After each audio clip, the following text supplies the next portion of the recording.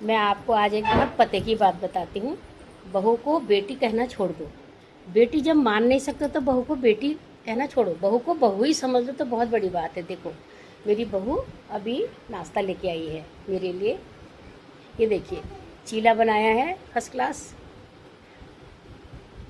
Corn का, और ये अचार है, चाय। हम केवल आपसे इतना ही कहना चाहते हैं अपने मंच के माध्यम से। मैं तो इतना ही कहूँगी कि आप बहू को बहू का सम्मान दीजिए, बहू को बहू का प्यार दीजिए। आखिर में बहू किसका सौभाग्य है? आपके बेटे का। और बेटा किसका सौभाग्य है? आपका। तो आप ही एक ऐसी कृति हैं, आप ही एक ऐसा अनमोल रिश्ता है, आप ही एक ऐसा अनमोल वृद्ध हैं घर के अंदर, जो पूरे परिवार को सुखी रख सकता है, और जो बेटे को सुखी रख सकता है और बेटे की गृहस्थी को सुखी रख सकता है, साथ साथ बहू को सम्मान दे सकता है।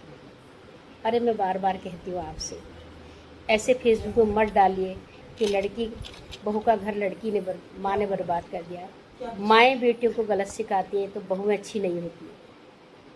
तुम खुद भी तो अच्छा बन के देखो, तुम खुद भी तो उसकी सास बन के देखो। सास ही बनी रहो, माँ बनने की जरूरत मत करो, क्योंकि तुमने जन्म दिया नहीं। उसका दर्द आपको नहीं होगा, कतई नहीं होगा। मैं गारंटी से कहती हूँ, आपको कतई नहीं होगा। और जिस दिन आप बहू का दर्द करना सीख जाओगे तो मेरी तरह बैठ के आराम से डाइनिंग टेबल में चीला और फर्स्ट क्लास चाय, और वो भी दूध वाली मलाई मार के, और अचार के संग खाओगे। तो कृपा करके इतना ही कहती हूँ।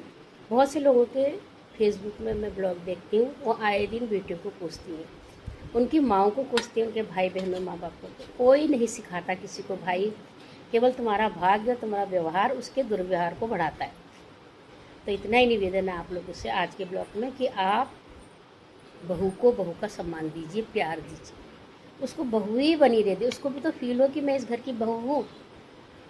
उसको यही फील नहीं हो पाता कि मैं बेटी हूँ, बहू हूँ, क्या हूँ।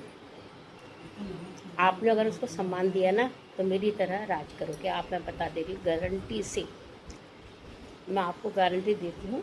जैसे मैं सुख भोग कर रही हूँ ना, आप भी करो।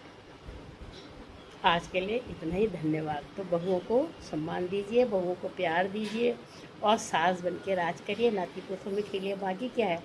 आपके लिए आपका हस्बैंड है ना, कोई टेंशन नहीं। भगवान भक्ति में विश्वास करिए।